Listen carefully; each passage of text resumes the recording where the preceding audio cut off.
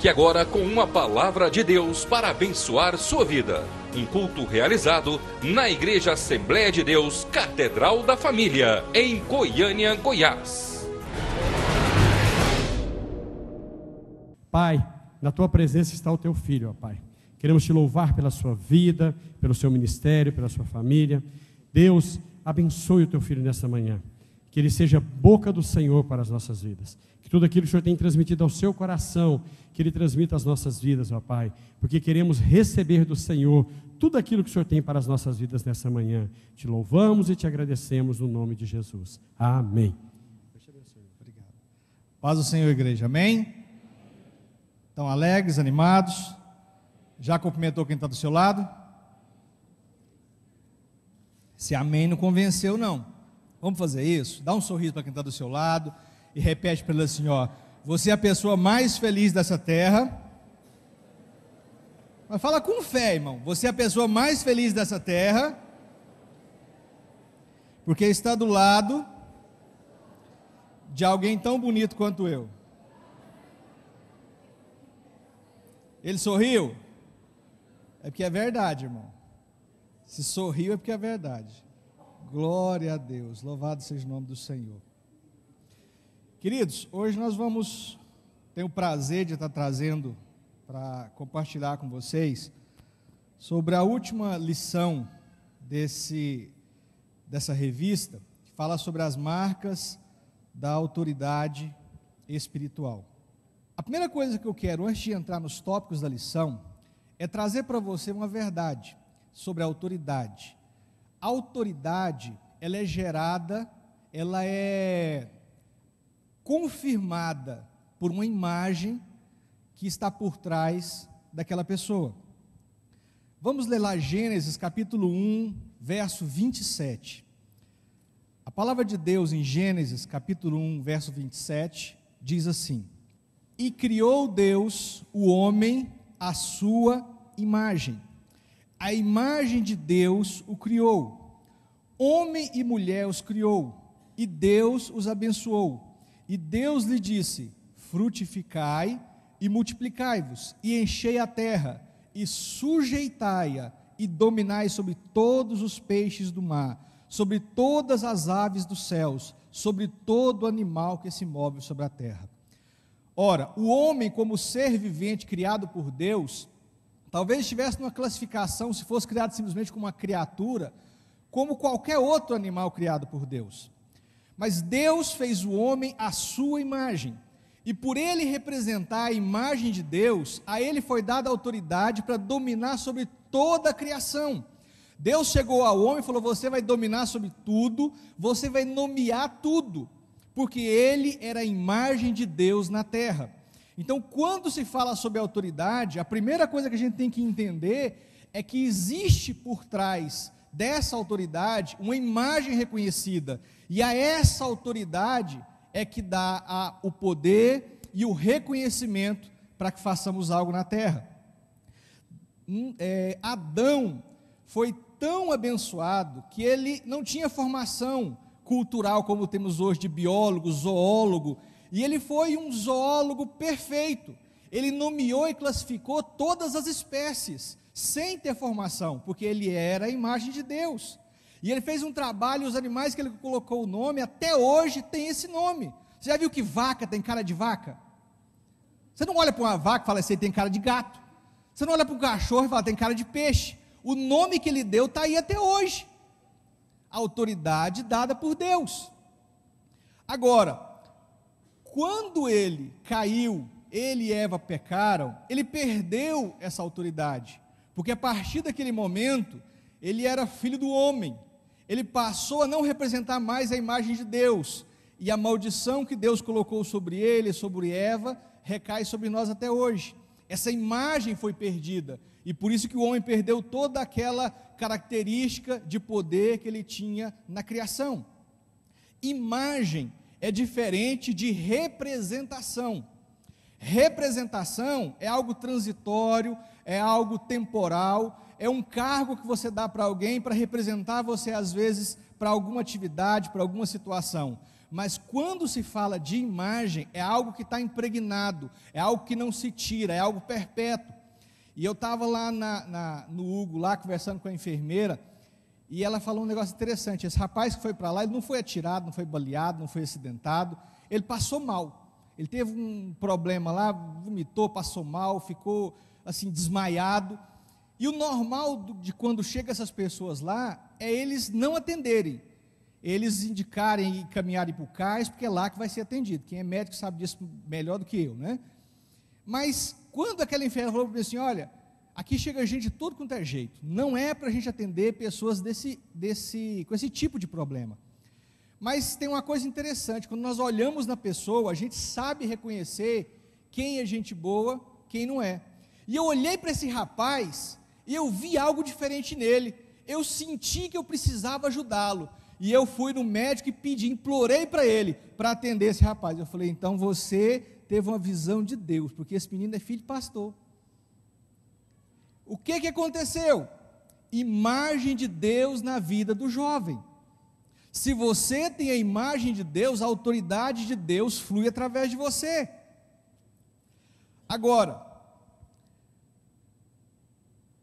abra por favor Filipenses capítulo 25, e vamos ler alguns versículos a partir do versículo 11. De sorte que haja em vós o mesmo sentimento que houve também em Cristo Jesus, que sendo em forma de Deus, não teve por usurpação ser igual a Deus, mas esvaziou-se a si mesmo, tomando a forma de servo, fazendo-se semelhante aos homens, e achando na forma de homem, humilhou-se a si mesmo, sendo obediente até a morte, e morte de cruz.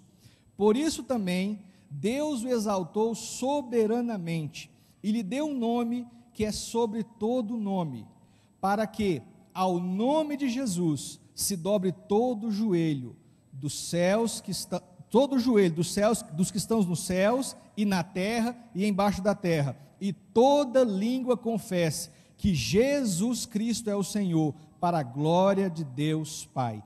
Querido, a autoridade genuína, verdadeira, inequívoca, hoje está sobre Jesus. Se nós queremos ter autoridade sobre essa terra, a imagem que tem que ser vista em nós é a imagem de Jesus. Quando a autoridade, a imagem de Jesus é refletida em nossa vida, a autoridade é reconhecida. A autoridade não precisa ser cobrada, não é algo que você vai reclamar, olha, eu sou pastor, eu sou diácono, eu sou prefeito, eu sou diretor, eu sou juiz. Não, a autoridade não é algo que acompanha um cargo, a autoridade é algo que acompanha a imagem de Cristo refletida na minha e na sua vida. Fala para quem está do seu lado, se você tiver a imagem de Cristo, você tem autoridade.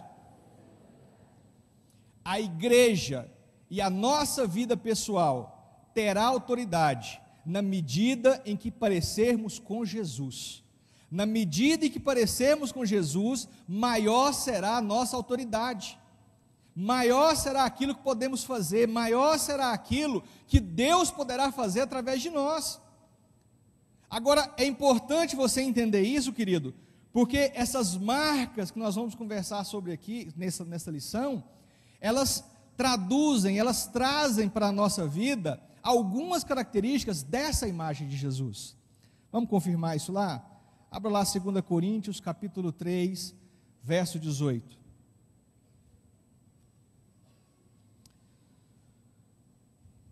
Segunda carta de Paulo aos Coríntios, capítulo 3. Mas todos nós, com o rosto descoberto, refletindo como um espelho a glória do Senhor, somos transformados de glória em glória, na mesma, como pelo Espírito do Senhor. Agora vamos confirmar isso? Abra lá Romanos, capítulo 8, verso 29. Porque os que dantes conheceu, também os predestinou, para serem conformes à imagem de seu Filho. Para serem conformes à imagem de quem? A fim de que ele seja o primogênito entre muitos irmãos. O desejo de Deus é que a imagem de Cristo seja refletida em nós. A imagem de Cristo tem que ser a nossa característica. As pessoas têm que olhar para mim e para você e verem Jesus. Olha para quem está do seu lado. Ele parece Jesus? Parece? Pergunta para quem está do seu lado, eu estou parecendo Jesus? Não precisa responder não, irmão. É só para refletir agora. Imagem e semelhança pura, né? Glória a Deus. Agora é o seguinte, nós vamos estudar aqui algumas características. Eu não quero que você esgote nisso todas as características que a imagem de Cristo reflete em nós. Não, aqui são só algumas. Agora, o que o autor da lição quis passar foi o seguinte, irmãos, se essas 6 características, pelo menos, você assimilar na sua vida, você entender e praticá-las, você está a largos passos para ser confundido com Jesus. Então você não pode agora achar que é o seguinte, ó, são 6, então eu consigo 3, passei na média, né? Passei de ano. Não. Ou você tem as 6 ou não tem nenhuma. Agora você vai conseguir isso de um dia para a noite? Você vai conseguir hoje, ao terminar da escola dominical, estar plenamente perfeito em cada uma das 6? Não. O que você tem, Deus não exige de você perfeição, querido, mas Ele exige de você evolução. Ele exige que você esteja crescendo em graça e em conhecimento. Ele exige que você busque crescer cada vez mais. O que você não pode ficar estagnado, com aquela síndrome de Gabriela, né? Eu nasci assim, eu sou sempre assim, vou morrer assim, Gabriela. Não existe. Para quem é servo de Deus, está na casa do Senhor, o caminho é crescer constantemente em graça e em conhecimento. É ser transformado de glória em glória. Nesse texto aqui, nessa imagem que está ali, vocês estão vendo, talvez vocês vejam, alguns não, é um lobo travestido de quê? Cordeiro. Por que isso? O primeiro tópico da lição fala sobre perseverança nos ideais apostólicos. E algumas coisas o texto destaca como ideais apostólicos, como ideais que a gente aprende com os primeiros apóstolos e que são importantes para a nossa vida hoje. A primeira coisa é falar de Jesus, é pregar Jesus. Querido, nós passamos uma fase hoje, que às vezes você vai na igreja, você vai em alguns grupos, você vai em algumas reuniões, não se fala de Jesus. Fala-se de prosperidade, fala-se de cura, fala que você vai ter isso, ter aquilo, e não se fala de Jesus. O centro da nossa pregação é a pessoa de Jesus. Tudo que você coloca no lugar de Jesus está errado. Quando eu era jovem, algum tempo atrás, poucos anos atrás, adolescente, estão rindo por quê, irmão? É verdade. Isso aqui é luz, cabelo branco é luzes. Eu participava num grupo de Demolei. Demolei é uma maçonaria para jovens. E lá era interessante, falava, olha, para você entrar aqui, você tem que ser um cristão, você tem que crer em Deus, você tem que acreditar em Jesus. Mas quando ia levantar um exemplo lá, era sempre o exemplo de uma outra pessoa, que tinha morrido para defender os amigos, que era um cara bacana, gente fina, cheio de qualidades, não tinha defeito. O alvo nosso é Jesus. Nós temos que tirar qualquer outra coisa das... Quer dizer que eu não posso pregar ou falar uma palavra que Deus vai dar vitória? Pode, mas não é você, não é o irmão porque ele é mais bonito, não é porque ele fez a campanha, é porque Jesus tem algo na vida dele. Não pode acontecer algumas aberrações que eu já vi, irmão, tem uma história, todo mundo, eu conto, o pessoal acha graça, mas é verdade, isso aconteceu. Lá em Campinas tinha um culto do pastor Paulo Vitória, alguns conhecem aqui, e ele tinha um culto de campanha, toda segunda-feira, e era um culto que começou com 10 membros, e Deus o abençoou, que a igreja ficava lotada, repleta, 1.000, 2.000 pessoas, e o pessoal fazia campanha, e grandes milagres eram feitos. Agora, algumas pessoas não conseguiam entender o propósito. Para você, isso tudo que a gente trazer, ele ensinava, ele trazia a palavra, para você entender como é que é muito sutil, a gente perdeu o foco, perder a noção. Aí uma vez uma mulher pegou e foi dar o testemunho, falou, pastor, eu quero dar o testemunho. Ele falou, tudo bem, irmão, pode dar o testemunho aqui. Ela pegou, subiu no altar e falou assim: ó, irmão, quero dar um testemunho aqui. Eu fiz 7 segundas-feiras, fiz a campanha, e Deus me abençoou. Minha vida financeira estava um horror, arrebentada, eu estava passando fome, e eu fiz a campanha e Deus me deu vitória. O povo, glória a Deus, aleluia. Eu quero dizer que quando eu comecei a campanha, eu consegui um cliente só por noite. Hoje eu saio com 7, 8, toda noite. O pastor falou: sangue de Jesus tem poder. Tomou o microfone dela e consertou o negócio. Isso é verdade. É verdade. O foco foi na bênção e não em Jesus. Olha, eu quero dinheiro, mas não quero Jesus.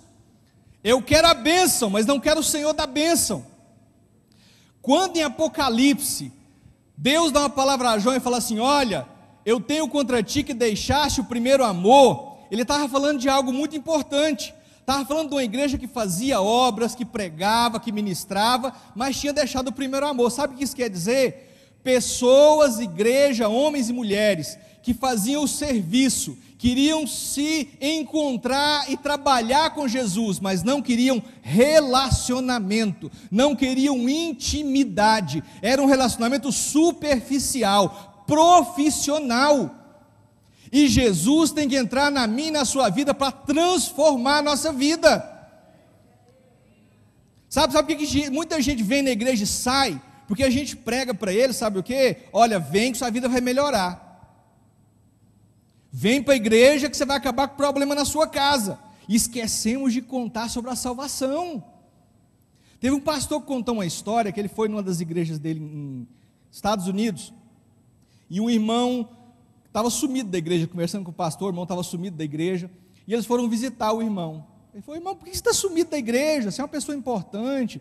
Ele falou: pastor, você lembra quando eu cheguei na igreja? Eu lembro, estava arrebentado, financeiramente arruinado, minha família estava destruída, e eu falei que eu precisava de ajuda, não era? Era. Você fez a campanha, você orou, e como é que está agora? Deus abençoou meu casamento, Deus prosperou meus negócios, Deus me deu graça, eu estou hoje alegre. Por que, irmão, que você largou da igreja? Uai, pastor, agora eu não estou precisando mais. Vou deixar o banco lá, a oportunidade para outra pessoa ser abençoada. Eu fui abençoado, agora deixa outro ser abençoado. Vou passar a vez para outro. Irmão, a palavra nossa, a nossa pregação é o seguinte, irmãos: o mundo jaz no maligno e está em rota de colisão para o inferno. Aquele que não aceitar a Cristo não vai entrar no céu, ele vai para o inferno, vai arder no mármore do inferno. Agora, Deus te ama e morreu na cruz por você, para que você fosse salvo, você e a sua família. Irmão, você vai ter problema? Vai, com Jesus e sem Jesus, mas com Jesus é muito melhor e muito mais fácil passar. Pregar Jesus. Segunda coisa, a Bíblia tem que ser a nossa referência. Eu já vi várias vezes, irmãos, às vezes, para vocês principalmente que vão estar liderando grupo familiar, as pessoas chegam com um problema para você, chegam com uma circunstância assim meio complicada, faz uma pergunta às vezes assim meio te deixa às vezes de saia justa, e a gente tem o costume de querer responder baseado no que a gente ouviu na igreja, no que a gente acha. Sabe qual tem que ser a nossa resposta? Irmão, pera um pouquinho, vamos ver na Bíblia, o que a Bíblia fala sobre isso. Se você não estiver tranquilo para responder aquilo, fala: irmão, pera um pouquinho, deixa eu dar uma pesquisada no meu manual, e eu vou trazer para você a resposta. O manual nosso de conduta é Bíblia, é a palavra de Deus. Chega de a gente deixar achismo, trazer conselho e trazer direção para a nossa vida. É por isso que tem tanta anomalia, tanta coisa ridícula e hedionda nesse mundo, porque não se lê a Bíblia e não se tem colocado ela como regra de conduta. Pergunta para quem está do seu lado: você tem lido a Bíblia, irmão?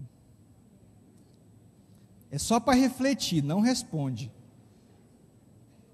Agora pergunta de novo, dá um sorrisinho assim, dá um sorriso e fala assim: você tem lido a Bíblia fora da igreja? Fora da igreja? Está complicado. E a gente está tão acostumado às vezes, e o bom da escola dominical é que vocês já estão aprendendo, já tem esse costume. Mas o ideal é que toda vez que um versículo seja lido na igreja, você abra a tua Bíblia e leia. Sabe por quê? Eu posso falar uma besteira, eu posso falar uma heresia, mas a palavra é inequívoca. Ela não falha, ela não erra, ela é regra fiel e verdadeira, é luz para os nossos passos. É a palavra. Temos que ler bons livros, ler uma boa literatura, isso faz parte do nosso crescimento, mas a leitura da palavra não pode ser deixada de lado. E não é ler um versículo como quem tira a sorte, né? Como se fosse aquele papagaio da sorte que antigamente a gente abriu, vamos ver onde sai aqui agora. Irmão, uma hora você pode ter uma surpresa desagradável. Um irmão estava nessa de tirar a sorte na Bíblia, né? Aí chegou lá, abriu e saiu lá. E Judas foi e enforcou-se. Ele falou: não, senhor, você não quer falar isso comigo, não. Aí ele abriu, fechou o olho, abriu de novo, aí saiu lá. Vai e faça tudo que te mandei. É ler, entender, é degustar, é se aprofundar. Leia boas enciclopédias para te auxiliar naquilo, peça conselho, discuta com alguém, debata. Mas na palavra. É na palavra, não tem o que eu acho, nem o que você acha, é o que o Senhor fala a respeito dessa situação. Terceira coisa, caráter cristão.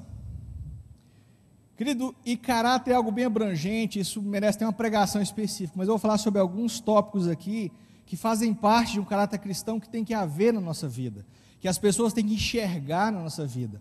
Os apóstolos, após a ascensão de Jesus, se tornaram referência. Eles eram referência na palavra, eles eram referência no conselho, aquilo que era embasado ainda na Torá, eles liam, aquilo que era embasado no ensinamento de Cristo, eles passavam adiante, porque era tradição oral, mas algumas coisas era palpável no caráter desses homens, e essas coisas, eu coloquei algumas delas como sinceridade. Sinceridade. Nós precisamos ser sinceros, precisamos ser mais realistas. Irmãos, está chateado comigo? Não, que isso? Não, está tudo bem, e está guardando mágoa no coração. Irmão, vem cá. Ser sincero, não é aquele super sincero daquele programa que tinha, não, de você chegar na lata e falar de qualquer forma, não, mas falar: irmão, vem cá, vamos conversar, eu realmente estou chateado, eu realmente eu penso isso, eu não quero te magoar, mas eu estou chateado, eu estou assim, e resolver. Sinceridade, transparência. Irmão, está complicado a gente relacionar com o ser humano, você não sabe o que ele pensa. Você abre as portas, fala algo para ele, conversa com ele, meia dúzia de palavras, e ele já sai torcendo a conversa. Ele fala uma coisa aqui, fala outra lá. Precisamos de homens e mulheres íntegros, que são sinceros. A palavra do crente tem que ser sim, sim, e não, não. O que passar disso é procedência maligna. É sim, sim, não, não. Não é talvez, não é minha palavra, é sim, sim. O certo é certo, o errado é errado. Não tem esse negócio de dar uma tapeada, não. Segunda coisa, respeito. Precisamos respeitar uns aos outros. Nós precisamos deixar a nossa carne mais controlada, não é convertida, carne não converte, mas sob o domínio do Espírito Santo de Deus. E aprender a respeitar a autoridade humana, a autoridade do executivo, do judiciário, mas a autoridade eclesiástica também. Irmão, você não vigiar, assim, comigo não, que a gente é mais reservada um pouquinho, mas eu já percebi às vezes, se o pastor deu um pouquinho de brecha, o irmão passa e dá um tapa na bunda do pastor. Não o pastor Salmo, não estou falando dele especificamente, mas de outros pastores. São quantos pastores na igreja aqui, pastor? Uns 20, né? Uns 20 pastores. Você chama o pastor de pastor? Você respeita a autoridade que há na vida dele? O diácono, o obreiro, o evangelista. Irmão, eu já vi reclamação de irmão falar, não, eu quero ser auxiliar, eu quero ser diácono. Aí o coordenador do trabalho chega e fala, irmão, estou precisando de você para me ajudar. Aí o irmão vira para ele e fala assim, nem Jesus me tira daqui. Com ira, rangendo o dente. Irmão, o sangue de Jesus tem poder. Cadê o respeito por Deus na vida do irmão e por aquele encargo que você assumiu na igreja? Esses dias, na abertura da Copa das Confederações, vaiaram a Dilma.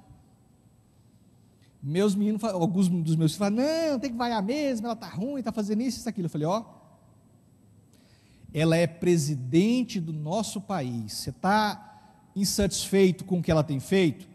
Faz uma passeata, manda um e-mail para ela, você vai lá e conversa com ela, reúne os deputados, faça pelos meios legais, mas ela merece ser honrada, porque a Bíblia diz que toda autoridade é constituída por Deus.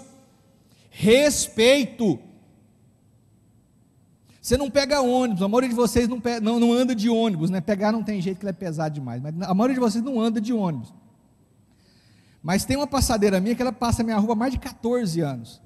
E ela fala que é o negócio mais engraçado do mundo. Chega os velhinhos no ônibus, ou as pessoas grávidas, fica em pé, porque os novinhos bonitinhos de 15, 16, 17 anos, senta lá no banco. E para não dar um de mal educado, eles fingem que estão dormindo. Falta só roncar, né? Cadê o respeito? Você respeita a sua esposa, respeita seu marido, respeita os seus filhos. Irmão, respeito tem que fazer parte da cartilha de qualidade sua. Quantas vezes, irmão, quem sofre, sabe quem é? É diácono que cuida dos carros aqui, né? É o pessoal que... Irmão, tem gente que chega no carro, quase dando cavalo de pau, e quer pôr o carro de qualquer jeito. Irmão, fala, os irmãos são muito educados, eu dou parabéns para eles. Irmão, eu só podia ajudar, coloca o carro aqui. Rapaz, sabe o que você está falando? Não vou colocar não. Uma falta de respeito. Você não tem que respeitar, não é só os pastores da igreja não, é todo mundo. A chefe, a pessoa que está na responsabilidade da salinha das crianças, respeito. Aí depois nós somos afrontados, desrespeitados, e fala, Senhor, o diabo está furioso comigo, o capeta está me perseguindo. Só falta o diabo sair da porta e falar, não tem nada a ver com isso, você está colhendo o que você plantou, meu filho. Você plantou de desrespeito, vai colher desrespeito.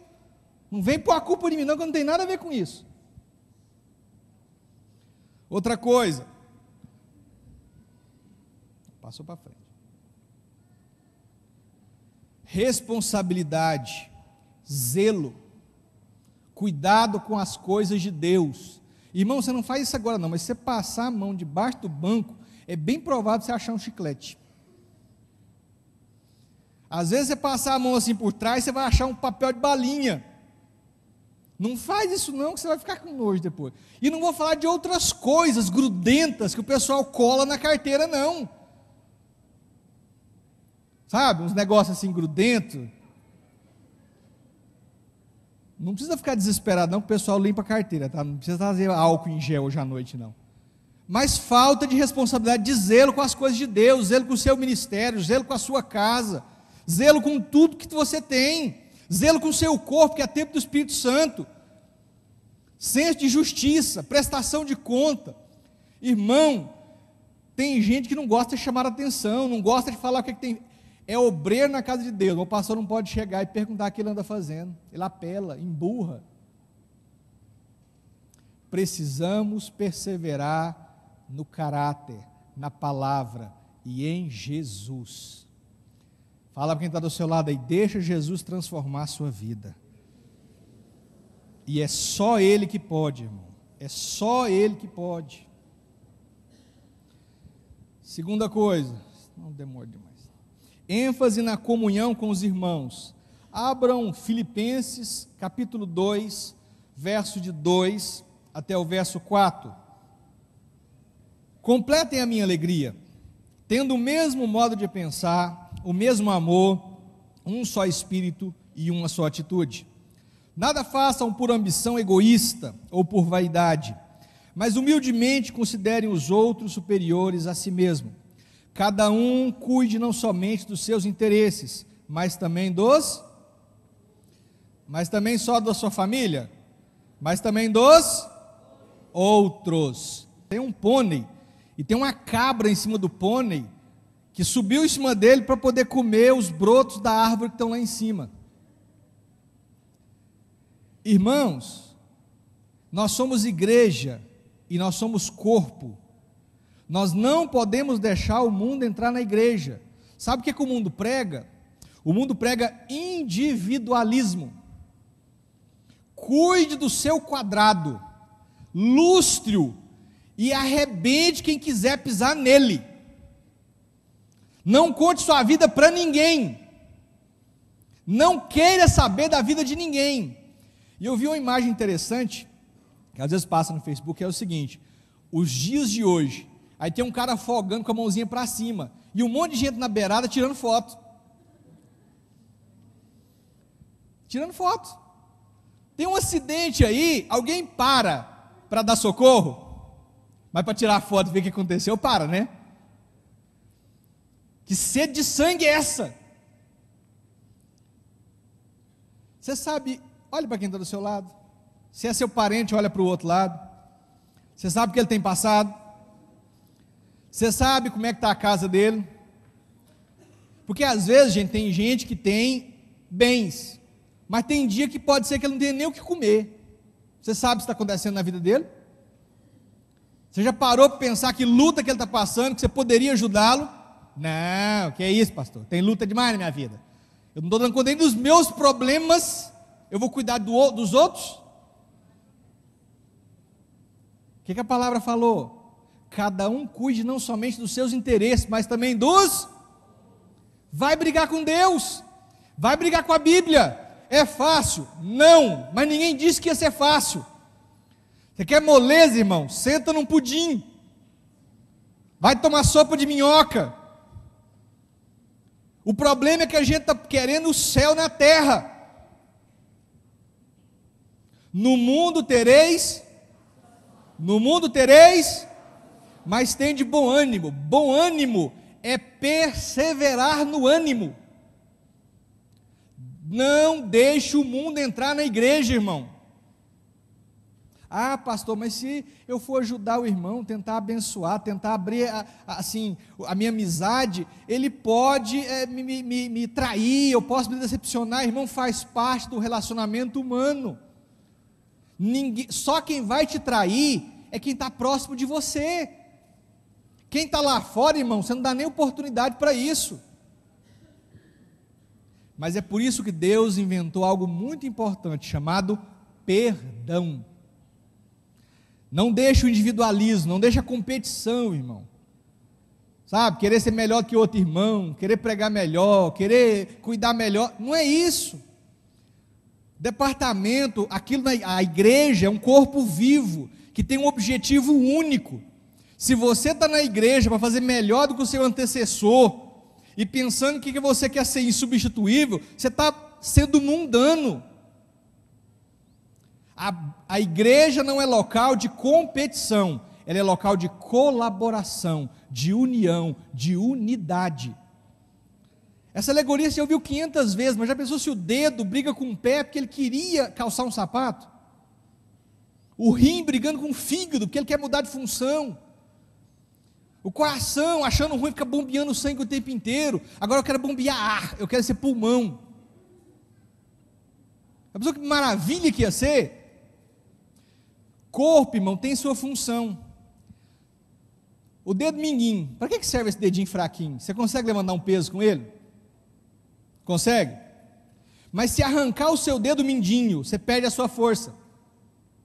Você não consegue segurar nada. Se você segurar no braço de alguém, tira seu braço com a maior facilidade. Você perde a sua força. E o dedão, para que serve? Chupar? Esse dedo grosso, gordo, baixinho, esquisito, parece que não serve para muita coisa, mas sem ele, você perde a função mais delicada da sua mão, a pinça. Você não consegue escrever, você não consegue costurar, você não consegue fazer nada.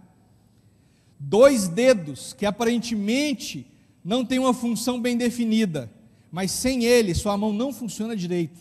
Assim somos nós no corpo. Pode parecer para você que você não tem função, não vale para nada, mas você no corpo colabora para que o corpo funcione. Fora do corpo, você fora da sua função, as coisas não andam bem. Para de querer ser aquilo que Deus não te chamou para ser. Para de querer, querido, Deus vai te olhar. Eu tenho até uma pregação sobre isso, uma hora eu falo aqui. Fala para quem está do seu lado. Eu estou do seu lado para te ajudar com o que eu posso. E estou disposto a ser ajudado com o que você pode. Para isso, irmão, o que eu falei tem que ser vivo e fiel e constante. Perdão. Você tem que aprender a perdoar e liberar perdão. Sem perdão não há cura. Sem perdão não há mudança, não há transformação. Sabe, a gente fala muito sobre cura interior, eu ministro sobre isso também, mas o centro da cura interior, o centro da cura das emoções, o principal elemento para que isso ocorra, chama-se perdão.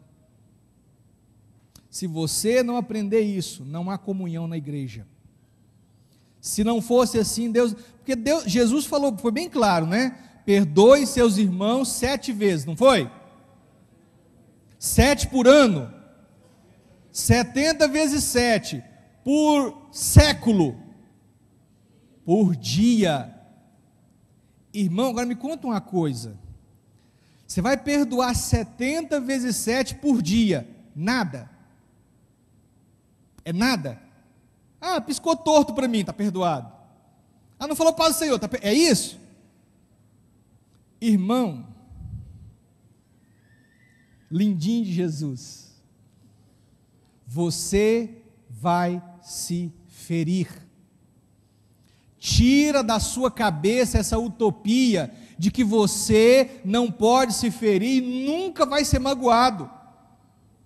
Nós crescemos com os nossos erros e com os erros dos nossos irmãos. Você cresce perdoando e sendo perdoado. É assim que nós somos corpo.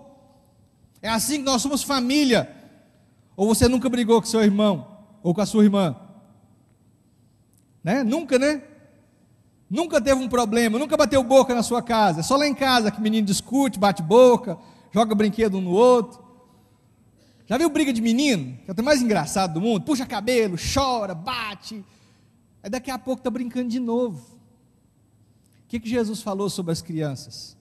Que devíamos ter o coração como das crianças. É isso que Ele quer de nós. Irmão, vai bater boca, vai discutir, vai ter problema, mas você vai consertar, vai se reconciliar, vai crescer e a igreja vai ser edificada. É assim que a igreja cresce. Agora fala para quem está do seu lado aí, cresça. Igreja sem comunhão não cresce. Se você não tem comunhão com seu irmão que você vê, você não pode dizer que tem comunhão com Deus que você não vê. É a palavra que diz. Não, pastor, só tem comunhão com Deus. Preciso de mais ninguém. O que Paulo falou? Não deixeis de congregar como alguns de vós. Irmão, é difícil, mas Deus mandou a gente estar junto. O melhor exemplo disso é a arca de Noé. Imagina, todos os bichos lá na arca. E eu ouvi um pastor pregar uma vez, eu achei até interessante, né? A gente pensa, Noé chegando com 2 elefantão grandão, né? Aquelas girafonas, aqueles leões enormes, 600 quilos, 800 quilos. Mas sabe que ele falou algo que pode ser verdade? Quem disse que Deus não mandou para a arca os filhotinhos do leão? Casalzinho de filhotinho de leão, filhotinho de girafa, né? Em vez de você ficar empurrando aquele hipopótamo grande, você dava um chute lá no hipopótamo, entra lá dentro. o leãozinho, né? Era muito mais fácil lidar, na verdade. Mas tinha um problema na arca. Eles tinham que todo dia limpar e alimentar aqueles animais. Você já foi num zoológico? Já viu tanto que é cheiroso? Você tem cachorro em casa? Eu tinha um cachorro, um dog alemão, irmão. Ele parecia 15 vacas no meu quintal. Cedo eu acordava aquela maravilha, assim, ó. Eu até pensei em quebrar tudo, fazer assim uma horta, porque já amanhecia adubado, porque ele fazia um estrago. Maravilhoso cuidar disso, não é? Imagina você cuidar 40 dias, 40 noites, cuidando de animal. Alguns estudiosos dizem que eles trabalhavam 10 horas por dia cuidando de animal. Fezes de camelo, urina de macaco, macaco jogando banana no camelo, camelo ficando bravo, gritando, animal urrando de noite, era maravilha, né? Eu aposto que algum daqueles jovens falaram assim: não, eu quero sair daqui, aqui é terrível, aqui não está funcionando. Mas deixa eu te contar algo, fora da arca havia morte, dentro da arca podia ter problema o que fosse, mas havia salvação. Fora da arca havia morte. Na igreja é da mesma forma. Pode ter problema da maneira que for, mas aqui você está com aqueles que vão ser conduzidos para a vida eterna. Fora da igreja há morte. Tem problema, mas o melhor lugar é aqui. Então, irmão, viva bem com quem você tem que conviver, e vai conviver até na eternidade.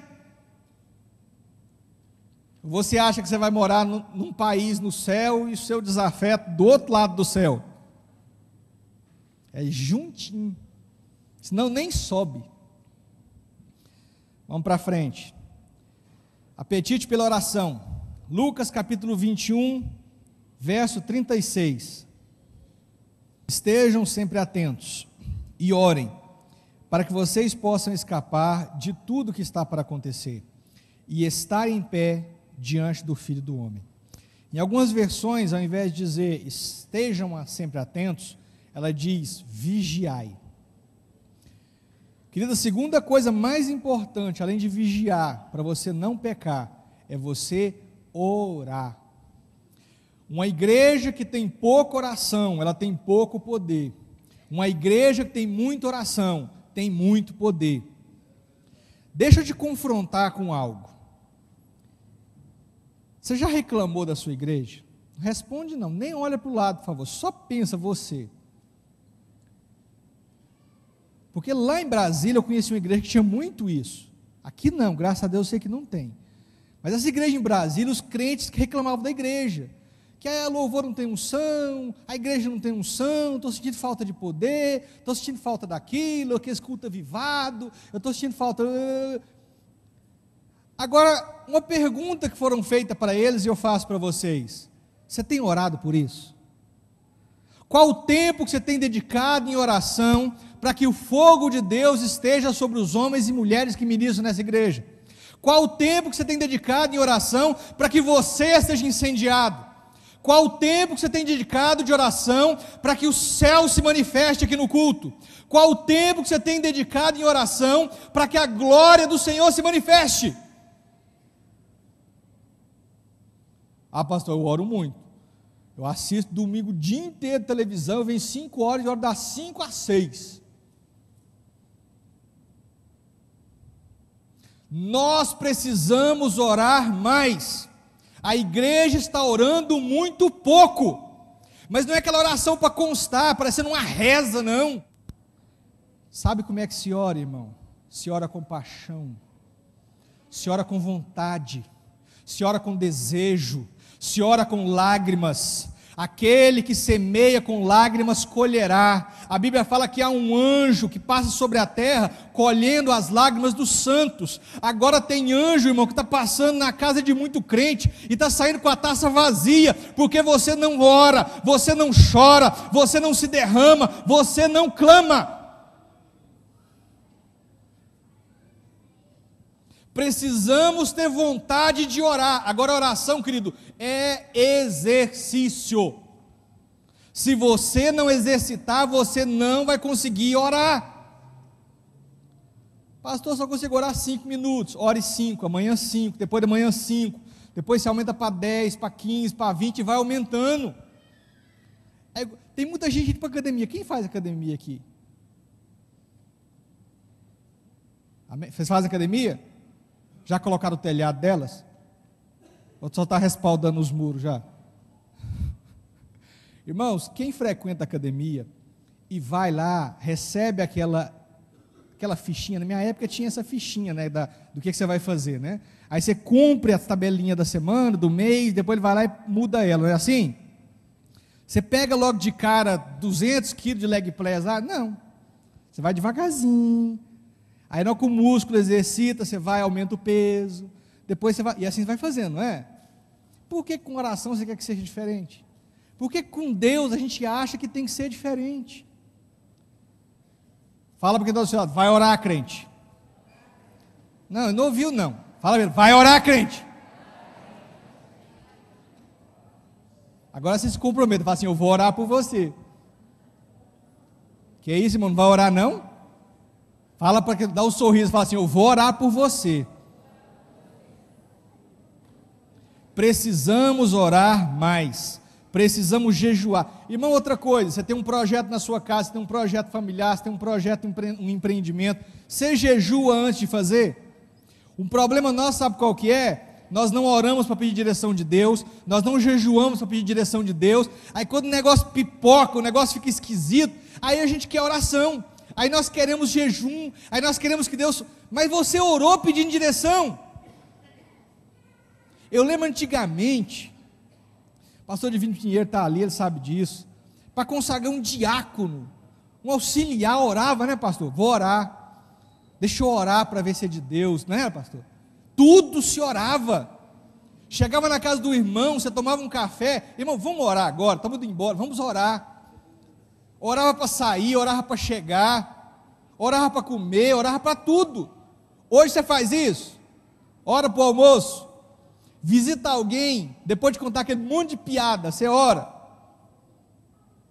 Precisamos orar mais, a sua vida vai mudar se você orar. A vida, a nossa realidade vai mudar com oração. Levante parceiros de oração, irmão. Reúna, fala assim, irmão, vamos orar semana que vem? Vamos. Então é o seguinte, você me acorda. Se eu não te ligar, você me liga. As irmãs esse dia para trás fizeram isso. Elas ligavam umas para as outras, colocaram parceiras duplas, e uma ligava para a outra para orar. Irmão, faça isso. Parceria de oração gera intimidade. Oração e unção gera intimidade. Eu lembro quando foi aquele auge do movimento do encontro e tal, foi quando a catedral abriu aqui, irmãos. Quem não é dessa época não lembra, mas era uma época de pessoas, os pastores, os irmãos eram muito assim sérios, né? Estavam acostumados com o sistema muito, muito fechado, você não tinha muito costume de abraçar, era assim uma paz do Senhor com a mão assim, firme, né? Não tinha esse costume. Quando a unção descia sobre a igreja, a gente orava, e a graça caía sobre a igreja, aqueles homens duros começavam a abraçar, beijar no rosto, irmão, e chorar, e era uma alegria. Quem não tinha amizade um com o outro, fazia amizade em 2 dias, em 2 tempos faziam amizade, e muitos são amigos até hoje. Sabe por quê? Unção e oração. Sabe por que isso não dá certo com muitas pessoas? Falta de oração. Uma vez um obreiro foi visitar no hospital, e aí tinha a recepção e tinha a ala onde ficavam os enfermos, os apartamentos, e tinha uma portinha, e toda vez que alguém passava naquela portinha, ela rangia, e os enfermos lá ficavam chateados com aquilo, porque às vezes era de noite, eles estavam descansando, não conseguiam dormir, porque aquela portinhola fazia muito barulho, e estava atrapalhando, todo mundo passava por ali. Aí aquele obreiro chegou, um obreiro da catedral, viu aquilo, pegou o olhinho de unção que ele tinha, chegou naquela dobradiça, jogou um pouquinho de olhinho de unção, acabou o barulho. Fala para quem está do seu lado aí, sem a unção de Deus, você é igual essa portinhola, ninguém te aguenta. Sem unção de Deus, irmão, ninguém me aguenta e ninguém te aguenta.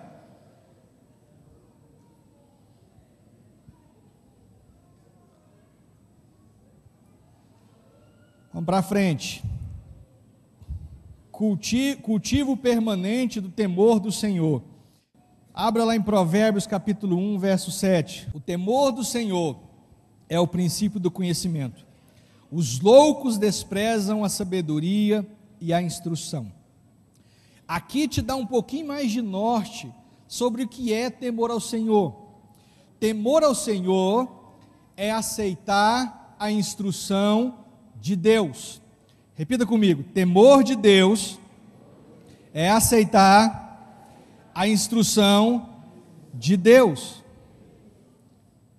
Então, por que que nós ainda aceitamos na nossa vida aquilo que faz Deus chorar? O pastor falou isso lá em Caldas Novas, eu guardei isso no meu coração. Nós temos que nos indignar e deixar de aceitar na nossa vida aquilo que faz Deus chorar. Uma vez eu fui dar uma carona para um amigo do meu filho, e eu peguei meu filho numa festa, e falei: pai, dá uma carona para o meu amigo? Dou.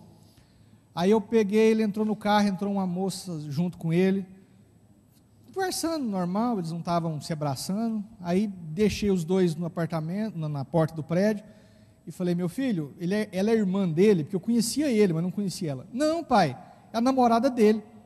Eu falei: mas vai dormir aí? Ela dorme aí direto. Eu falei: o quê? Pai, aceita, e mais, não é quarto separado não, dorme no mesmo quarto dele.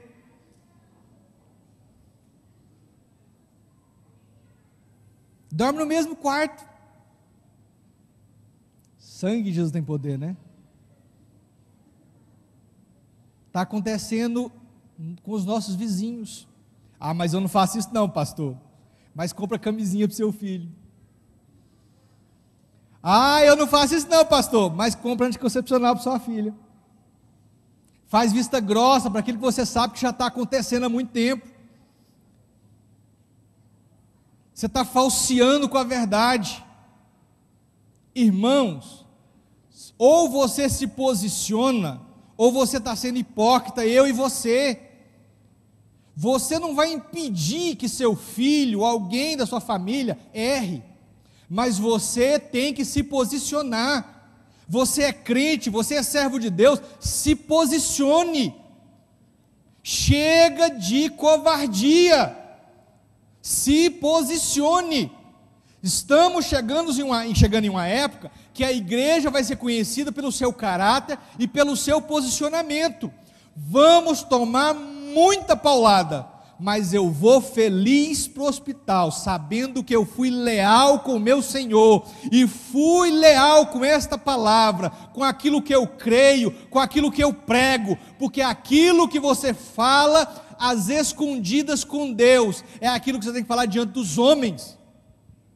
Errado é errado, certo é certo.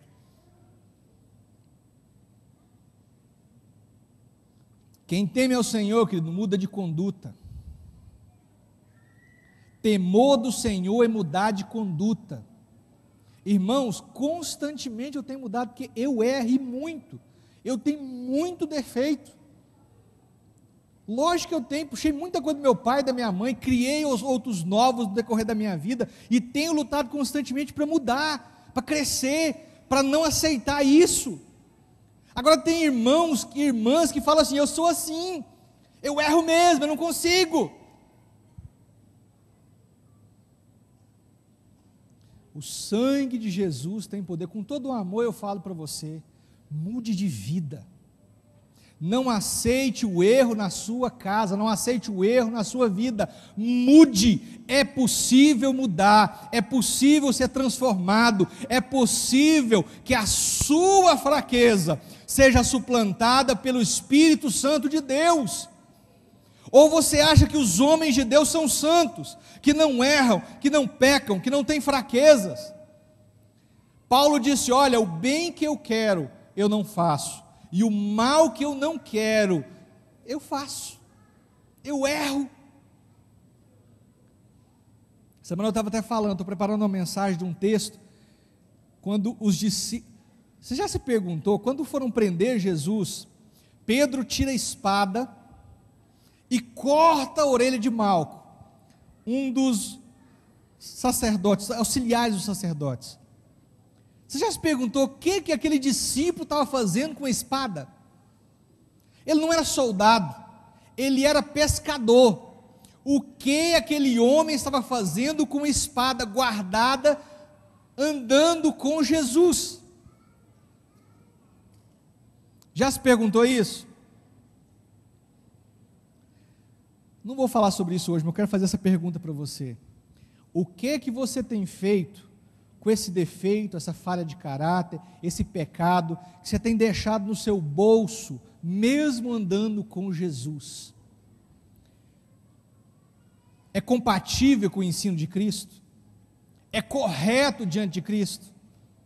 Ah, pastor, eu vou sofrer demais, eu sofro demais, meu marido, minha esposa. Querido, pague o preço. Tem gente que tem que pagar um preço menor para ser servo e ir para o céu. Tem uns que vão pagar um preço maior, mas não existe ganho sem preço. Na academia fala, ó, sem dor não há ganho. Sem dor não há ganho.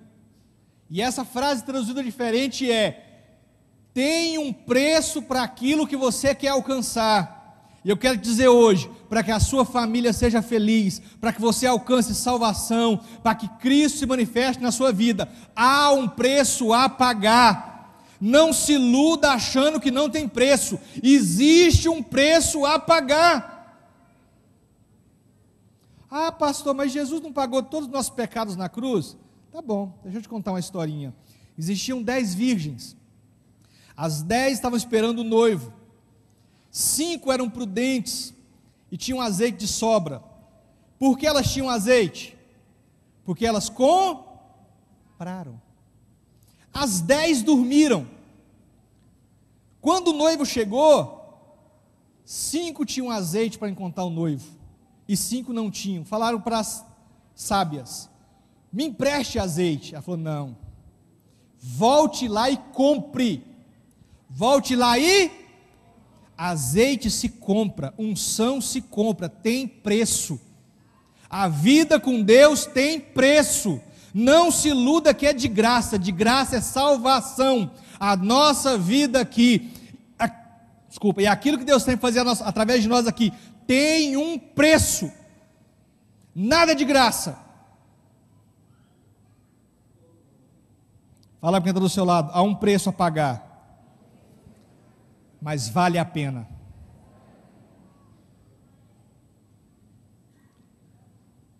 Penúltimo, estou quase acabando. Espírito solidário. Provérbios 28, 27. Aqui fala assim: as amizades são as fundações da sua vida. E aqui tem 2 nadadores. O que está nas costas desse da frente não tem os braços nem tem as pernas. E ele está sendo levado pelo outro. Provérbios diz assim: o que dá ao pobre não terá necessidade, mas o que esconde os teus olhos terá muitas maldições. E há um outro texto, em Mateus capítulo 25, do verso 31 até o 46, eu não vou ler por causa do tempo, mas eu vou falar para você. Fala que quando o Filho do Homem vier em glória, Deus vai separar as ovelhas dos bodes, e vai deixar os bodes à esquerda e as ovelhas à direita. E é um texto conhecido por alguns que ele fala: olha, esses à direita são benditos do Pai, porque me deram de comer quando eu tive fome, me deram de vestir quando eu tinha frio, me visitaram nas cadeias, me deram amparo quando eu estava enfermo. E quando perguntado sobre quando fizeram isso para Cristo, ele fala que, olha, quando vocês fizeram a esses meus filhos, esses pequeninos, vocês fizeram para mim. Queridos, essa igreja, graças a Deus, tem uma visão e um trabalho muito amoroso e apaixonante pela África, pelos menos necessitados, por aqueles que precisam. E nós precisamos nos engajar nesse trabalho. Eu queria falar algo bem mais profundo que isso. Eu queria te dizer que essa solidariedade, esse espírito solidário, não encerra longe de você, ele começa ao seu lado. Muitas pessoas têm uma vida toda atrapalhada e fazem da bênção, da contribuição para a ABM ou para alguma entidade, um analgésico para a consciência. Graças a Deus pelas suas contribuições, mas o que esse espírito solidário que havia sobre a igreja, como um símbolo de autoridade, era um espírito que, acima de tudo, havia paixão e compaixão pelas vidas. Está muito próximo daquele companheirismo que nós vemos agora há pouco. É nós cuidarmos uns dos outros, suportarmos uns aos outros, nas nossas fraquezas, nas nossas decepções, nas nossas lutas. Começa ao seu lado, transformando o seu coração de pedra em coração de carne, para que você alcance os que estão ao seu lado e aqueles que estão além do seu alcance. Deus não quer que você abra a sua carteira, querido, escute bem isso, sem que você abra primeiro o seu coração. Deus não quer que você faça algo, eu não estou falando para você não fazer, entenda o que eu estou dizendo. Deus quer que você contribua, mas o Senhor ama aquele que dá com alegria, não por obrigação, não por obrigar, e não esperando receber algo em troca. Não barganhe com Deus, faça aquilo que Deus colocou no seu coração com alegria, com esmero, com paixão, e Deus vai trazer sobre a sua vida uma mudança, uma unção, um renovo e uma bênção sobre a sua casa.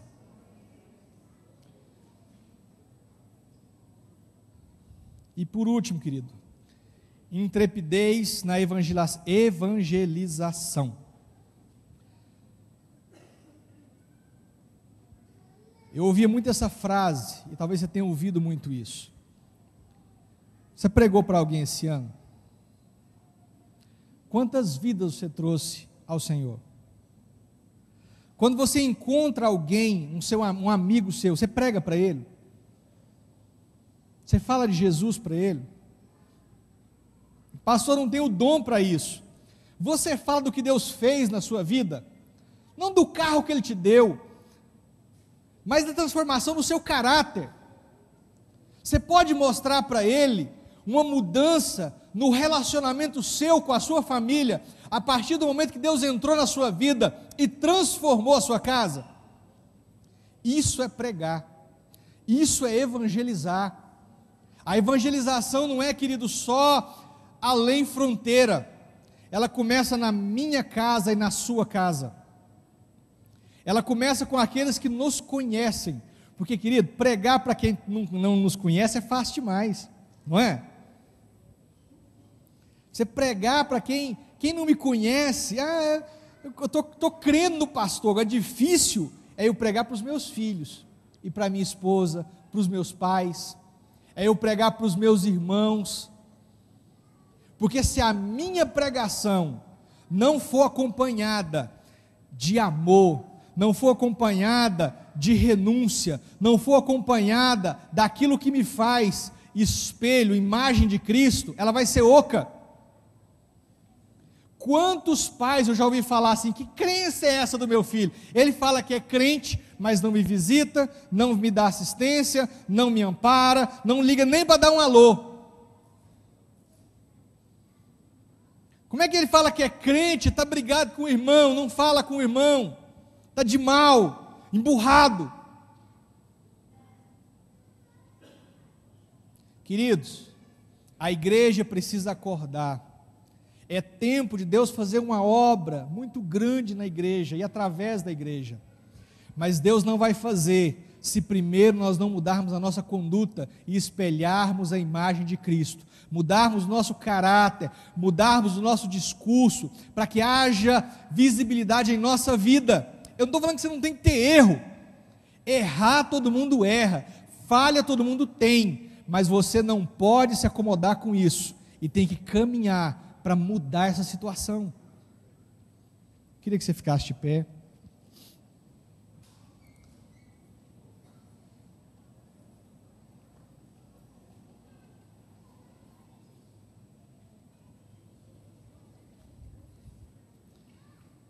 precisamos desmistificar algumas coisas, irmãos. E eu queria que você entendesse isso. Eu tenho batido muito nessa tecla para que você cresça e edifique. Essa é a função de nós pastores, que você seja edificado, que você cresça. Quem aqui é abençoado? Quem aqui passa luta? Mas luta combina com bênção? Combina. Como é que eu posso ser abençoado e passar luta? Quer um exemplo? José.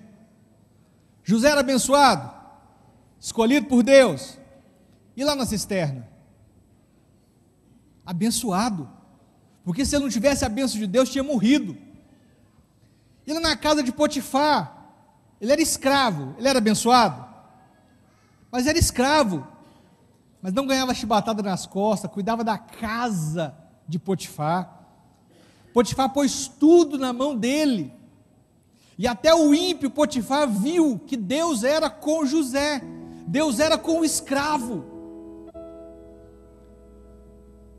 Deus quer dizer para você hoje, querido, não abaixe a cabeça quando você tiver um problema,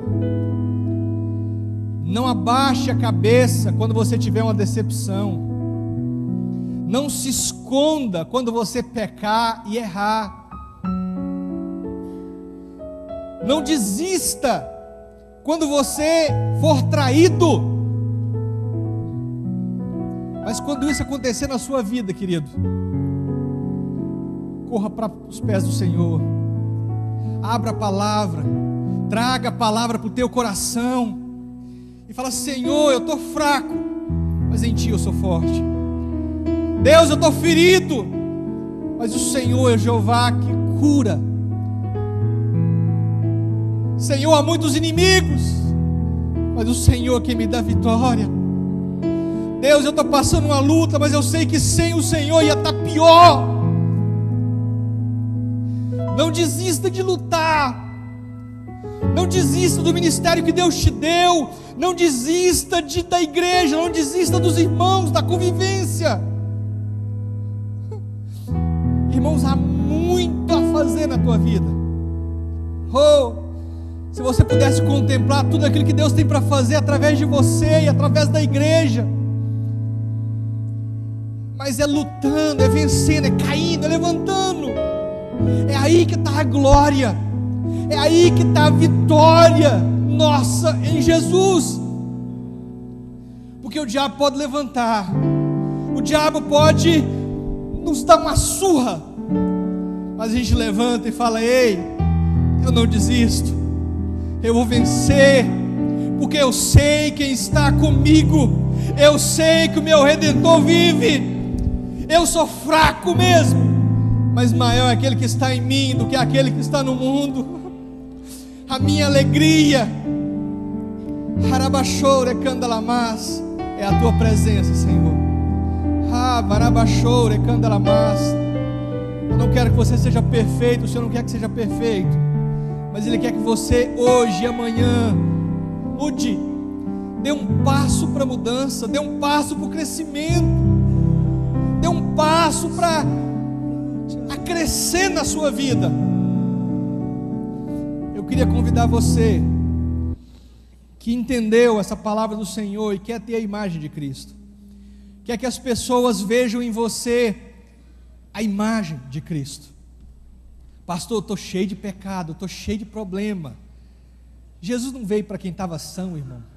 Jesus veio para os doentes, Jesus veio para os enfermos, Jesus veio para quem queria mudança de vida. Eu quero convidar você aqui à frente. Nós vamos orar juntos para que Deus mude a sua história, para que Deus resplandeça em você a glória dele.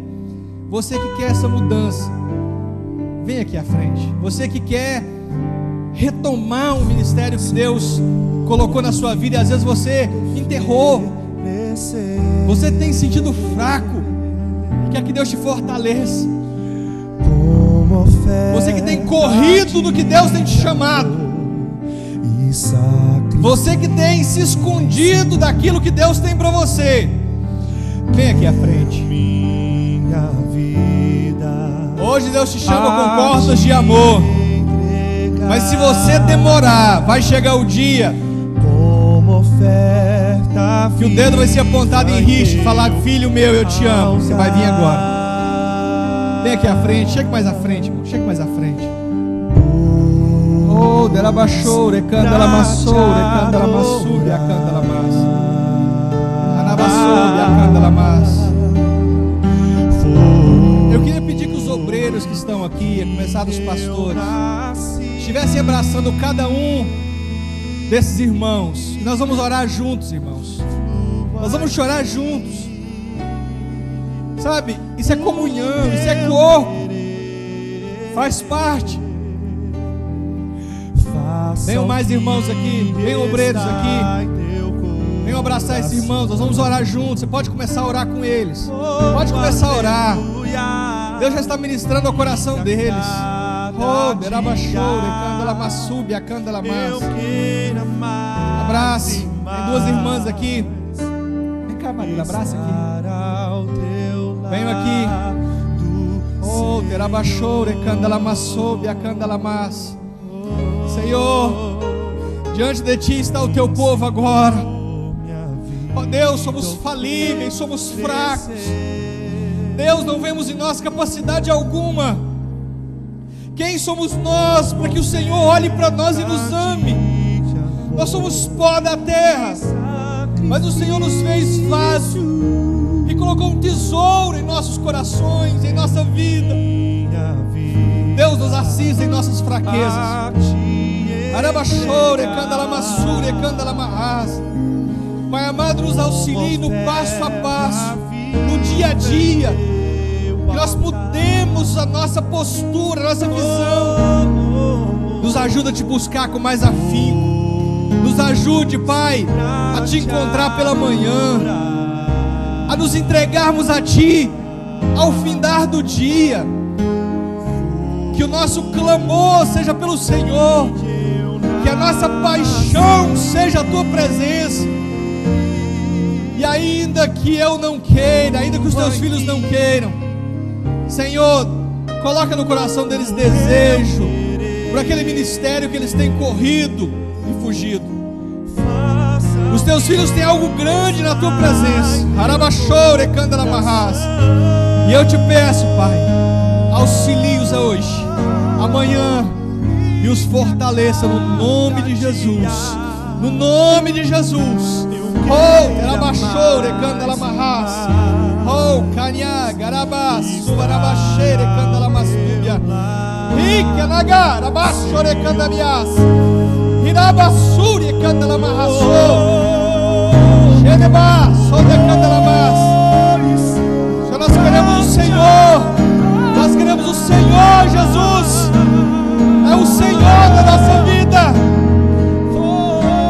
Nós queremos a Tua face, Pai, mais do que as Tuas mãos. Nós queremos o Teu abraço e o Teu amor. Arebachore, candala massúbia. Aragachore, candala mas. Você que é batizado com línguas estranhas, querido, fale em línguas estranhas agora. Levante os teus braços e dê um brado em línguas espirituais. Oh, carabachore, que anda massúbia, candala mas. Oh, caragaço de candala machore, candala mas. Aleluia. Glória a Deus. Aleluia. Dê uma salva de palmas para o Senhor. Você pode voltar para o seu lugar. Louvado seja o nome do Senhor. Aleluia. Participe da programação da Igreja Catedral da Família. De segunda a sexta-feira, às 6:30 da manhã, Oração de Davi. Segunda, a partir das 14h30, Manancial Feminino, onde mulheres são restauradas e abençoadas por Deus.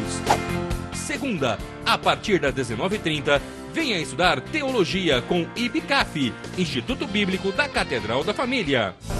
Terça-feira, às 19h30, venha ser um intercessor na Escola de Intercessão. Quarta-feira, às 19h30, culto de ensino da Palavra de Deus. Quinta-feira, às 20 horas, reunião dos adolescentes, Geração Daniel. Sábado, muito louvor e adoração com a juventude animada da Igreja Catedral da Família.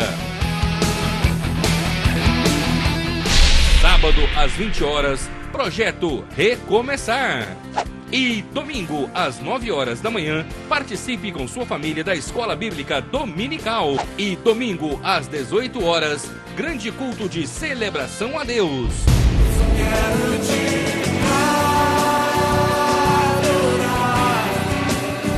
A Igreja Catedral da Família disponibiliza ainda para você cursos para edificar a sua vida. MMI, Casados para Sempre. CRAU, cursos para finanças. Educando filhos à maneira de Deus. Alcançando o coração do seu adolescente. Veredas Antigas. ONI, curso para noivos.